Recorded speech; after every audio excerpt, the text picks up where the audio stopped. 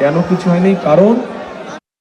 কারণ এই যে আপনারা যে 12 তারিখে ভোট দিবেন, ভোট দিয়ে আপনারা আপনাদের প্রতিনিধিকে নির্বাচিত করবেন, যেই প্রতিনিধির মাধ্যমে আপনারা আপনাদের এলাকার সমস্যাগুলো সমাধান করবেন। সেটি যেই সমস্যাই হোক না, সেটি রাস্তা হোক, স্কুল হোক, ব্রিজ হোক, কালভার হোক, হাসপাতাল হোক, সেটি রেল লাইন নির্মাণ হোক, সেটি যে সবজি বলেন, আম বলেন, এগুলো রাখার জন্য হিমাগারের ব্যবস্থা করা হোক।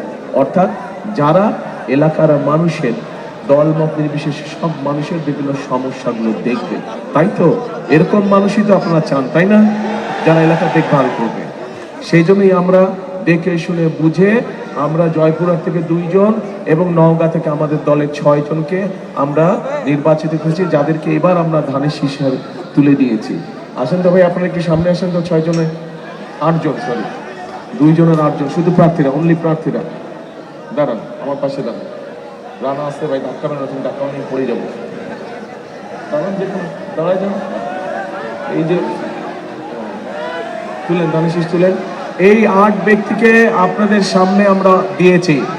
এই 8 ব্যক্তিকে আপনারা 12 তারিখে নির্বাচন করবেন। 12 তারিখ পর্যন্ত আপনারা এদের সাথে থাকবেন। 12 তারিখে নির্বাচিত হলে ইনশাল্লাহ 13 তারিখ থেকে এরা আপনাদের সাথে থাকবে। ঠিক আছে তো? ছিলেন সবাইকে, এদের দায়িত্ব দিয়ে দিয়েছি।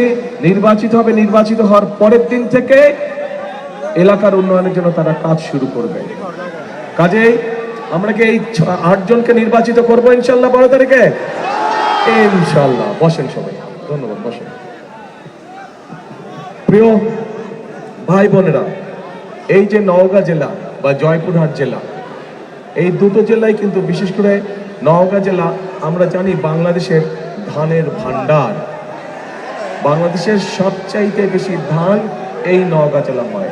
কিন্তু এই যে ধান হয়, বছরে প্রায় 3টি ধান হয়, তাই না? 3টি ফসল হয়।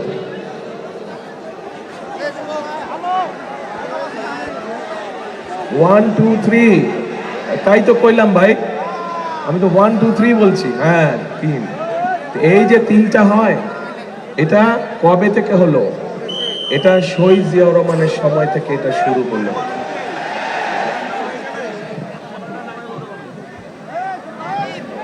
এই বরেন্দ্র প্রকল্প শহীদ জিয়া যখন চালু করলেন, আস্তে আস্তে ধীরে ধীরে পরবর্তীতে খালেদা জিয়া এটিকে আরো প্রকল্প বড় করলেন। এইটার অংশ হিসাবে আস্তে আস্তে কৃষকরা পানি পেল এবং এখানে ধান উৎপাদন হলো, বছরে 3টা ধান উৎপাদন, এবং নওগাঁ বাংলাদেশের সবচেয়ে বড় ধান ভান্ডারে পরিণত হলো। প্রিয় ভাই বোনেরা, আমি সবসময় একটা কথা বলি, শুধু নওগাঁ জেলা না, নওগাঁ জেলা বলেন, জয়পুরহাট জেলা বলেন, বগুড়া জেলা বলেন, নাটোর বলেন, রাজশাহী বলেন, ময়মনসিংহ বলেন, কুমিল্লা বলেন, সব জেলাতেই কিন্তু আমাদের মূল পেশা, প্রধান পেশা কোন পেশা? কৃষক। আমাদের কৃষক ভাইরা। কাজে কৃষক ভাইদেরকে যদি আমরা ভালো রাখতে পারি, তাহলেই বাংলাদেশ ভালো থাকবে। এইটি মনে প্রাণে আমরা বিশ্বাস করি। শহীদ রাষ্ট্রপতি জিয়াউর রহমান সেই জন্যই কৃষকদের ব্যাপারে, কৃষকদেরকে ঋণ দেওয়ার ব্যাপারে, কৃষকদেরকে পানি সেচের ব্যবস্থা করার জন্য বিভিন্ন পদক্ষেপ গ্রহণ করেছিলেন। এখানে অনেক মুরব্বী আছেন, এখানে অনেক কৃষক আছেন, মুরব্বী কৃষক আছেন। আপনাদের মনে আছে, দেশনেত্রী খালেদা জিয়া যখন প্রথমবার সরকার গঠন করলেন, তখন উনি 5,000 টাকা পর্যন্ত কৃষি লোন সব উনি মওকুফ করে দিয়েছিলেন। 10,000 টাকা পর্যন্ত কৃষি ঋণের সুদ মওকুফ করে দিয়েছিলেন। এখানে একজন আমাদের সদস্য, একজন প্রার্থী, উনি দাবি করে দিয়েছেন যে, একটি দাবি তুলেছেন যে আগামীতে ইনশাল্লাহ আমরা সরকার গঠন করলে 10,000 টাকা পর্যন্ত কৃষি ঋণ মওকুফ করে, বলছে না? আজকে সকালেই আমি রাজশাহীতে ঘোষণা দিয়েছি, ইনশাল্লাহ বিএনপি সরকার গঠন করলে এখন এই মুহূর্তে যেই সকল কৃষক ভাইদের 10,000 টাকা পর্যন্ত ঋণ আছে, কৃষি ঋণ আছে, আমরা সেই ঋণ সুদ সহ পুরোটা মওকুফ করবো ইনশাল্লাহ। প্রিয় ভাই বোনেরা, শুধু ঋণই আমরা মওকুফ করব না, এর মধ্যে নিশ্চয়ই কম বেশি সবাই জানেন, কৃষক ভাইদের জন্য আমরা আরেকটি পরিকল্পনা গ্রহণ করেছি। সেটি হচ্ছে যে কৃষক ভাইদের, সারা বাংলাদেশের সকল কৃষক ভাইদের কাছে আমরা একটি কার্ড দিব, কৃষক কার্ড নাম। এই কার্ডটির নাম কৃষক কার্ড। শুনছেন? এর মধ্যে কৃষক কার্ড। এইটি আমরা ধীরে ধীরে, একবারে তো পারবো না, ধীরে ধীরে ধীরে ধীরে আমাদেরকে যেতে হবে।